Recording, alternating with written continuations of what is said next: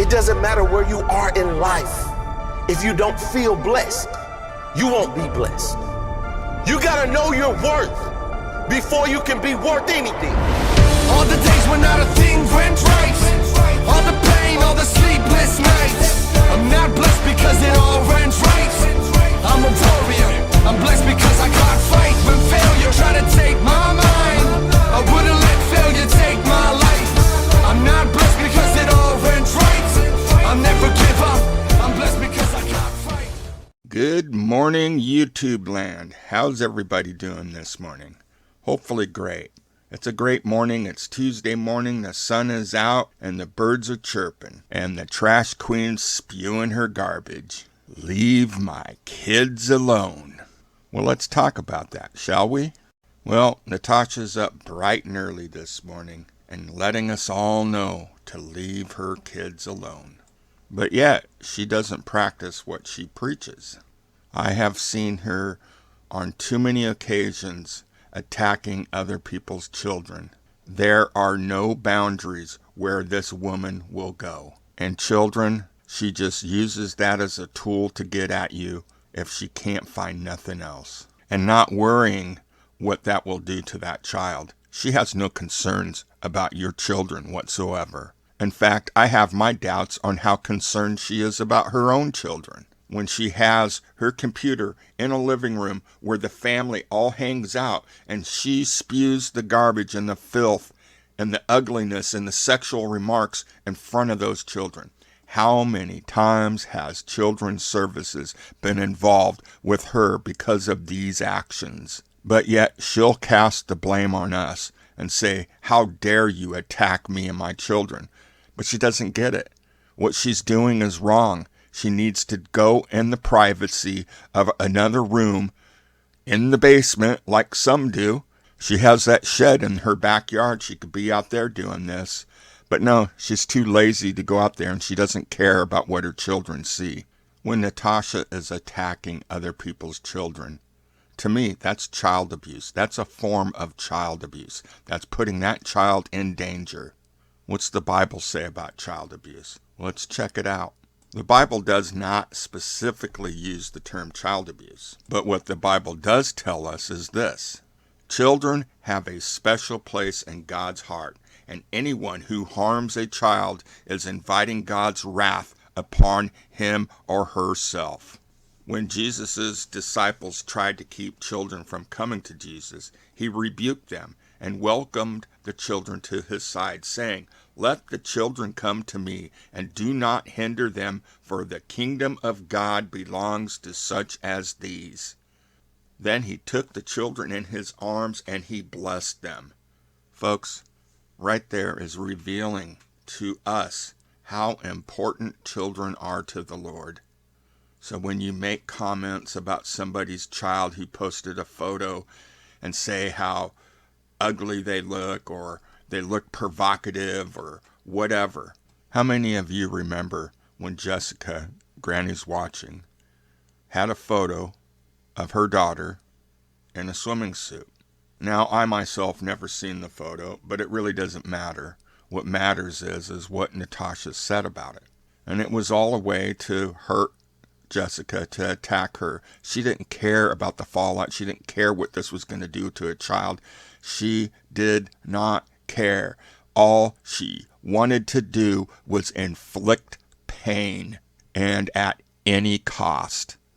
This is your queen, people. This is your queen. This is who you follow around and give money on Cash Apps and PayPals and whatnot, and you back her. This is your queen. Well, Natasha went on and said how provocative looking this photo was of this girl, this daughter of Jessica's, in a swimsuit, making it out like it was nasty and sexual. The question I have to ask is, why were you looking at her that way, Natasha? Why were these thoughts coming in your head, Natasha?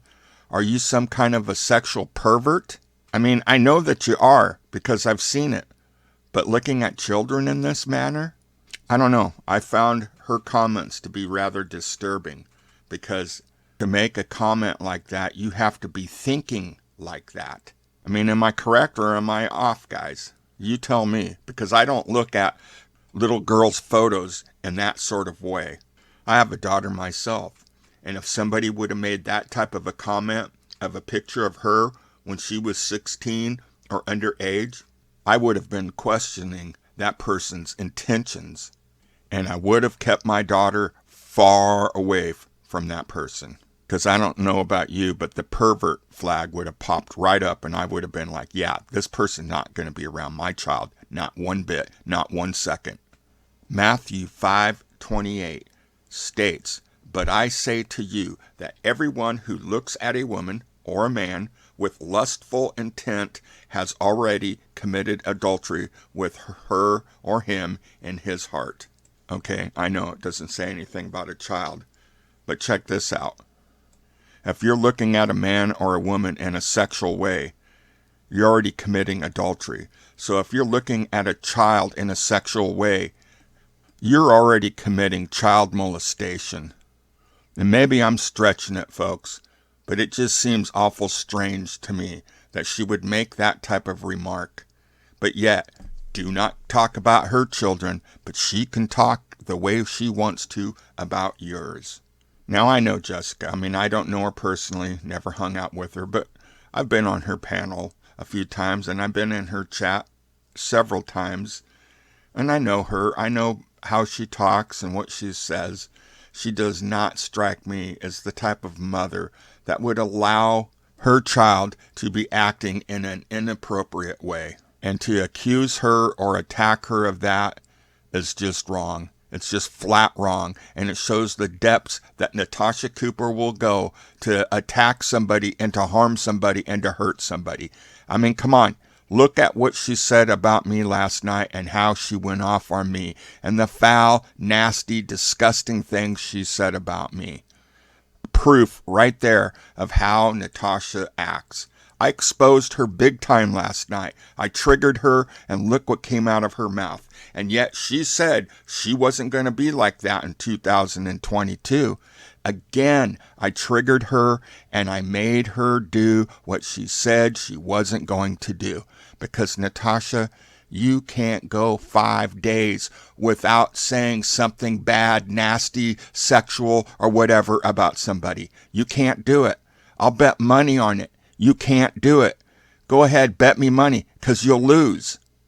Now, my children have been attacked real life. I've seen other people's children being attacked in real life. And what is the common thread here? What do we all have in common? Natasha Cooper. That is what we all have in common, is Natasha Cooper. And why is Natasha so paranoid about us going after her children? Because that's what she does. That's what she does. Why do you think a thief is always so concerned about people ripping off from them? It's because that's what they do. That's what they do. Natasha's paranoid about something she does happening to her. That is human nature, folks. That is human nature. Natasha Cooper, I hope you're listening, and I hope you're listening good. Matthew 7, verse 3 through 5.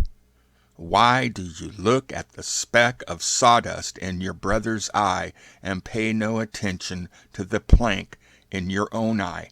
How can you say to your brother, "Let me take the speck out of your eye," when all the time there is a plank in your own eye? You hypocrite! First take the plank out of your own eye, and then you will see clearly to remove the speck from your brother's eye. Meaning, you have no room to judge or accuse anyone of the things that you do yourself. Before you can do that, remove what's in your life, and then maybe, just maybe, you might be able to help us remove what's wrong in our lives. That would be like us listening to O.J. Simpson telling us how to live our married lives, how to treat our wives with dignity and honor and respect. People respect no one who sits in a recliner chair 24/7 and casting judgment and spewing nasty, vile comments, purposely to try to cause harm. She is not worthy of your respect. She is not worthy of your time. She's not even worthy to own a recliner chair. She can't seem to figure out why we all think such nastiness about her. And she's always trying to make herself look like she's a good person when she's not. She's always concerned about what others think of her. But a lot of that has to do with she has a narrative to paint so that she can drain as much money out of her subs as she can. Because if she had any respect, an ounce of respect, she would not be doing what she's doing. Do you know how embarrassing it would be to sit in a recliner chair and begging for money, asking for money, asking for Cash Apps and PayPals, and then turning around and saying that's her job? She's doing that for a living. That's her job. Natasha, that's not a job. That's called living off of others' hard-earned work. You are like the grasshopper, and you have all these ants that are running around you, collecting their food, doing all their work, and giving you a little. But Natasha, winter's coming, and you've not stored nothing. Because, Natasha, hard times are coming. Look around and see gas prices jumping up, food prices jumping up, rent prices jumping up. The cost of building or buying a home is jumping up. But yet pay scales aren't matching the rate of growth of cost of living. Many scholars are talking that we are going to have a recession like we've not seen in a very long time. And when that time comes, how many people are going to be willing to give up their money to a lady who sits in a recliner chair? Because, Natasha, when recession comes, you will find yourself dying of hunger and begging the ants for food, but the ants won't have anything to give you. People, get a hold of your children today. Give them a big hug. Tell them how much you love them and how much they mean to you. Even if your children are grown up, they're always our children. I know that's what I'm going to do for mine today, is to let them know how much I love them. Of course, I do that all the time, but I'm really going to reach out today and make a big effort to really let them know how important they are.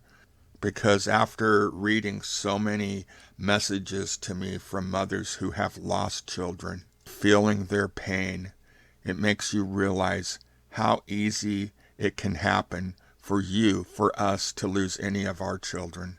So I find it really hard to listen to a woman who degrades children, puts children down, makes comments about deceased children, but yet want all of us to be concerned about hers. Well, Natasha, I am concerned about yours. I hope that yours do not grow up to be like you.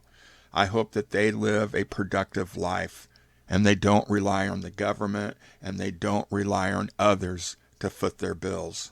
I hope they find their true happiness and they live a happy and fruitful life. As for you, Natasha, I have nothing. I have nothing. There is no respect. There is no honor. There's nothing. I don't hate you. I don't like you. I don't nothing you. There's just nothing.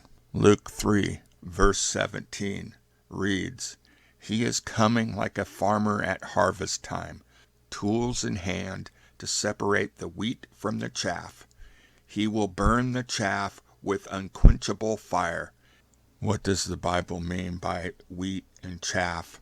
The wheat represents those who are truly repentant, and the chaff, those like the Pharisees and the Sadducees and Natasha Coopers, who are not.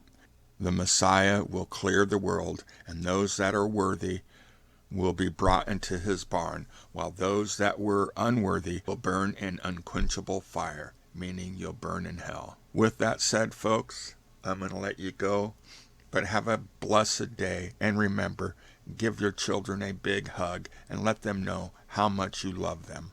God bless you all.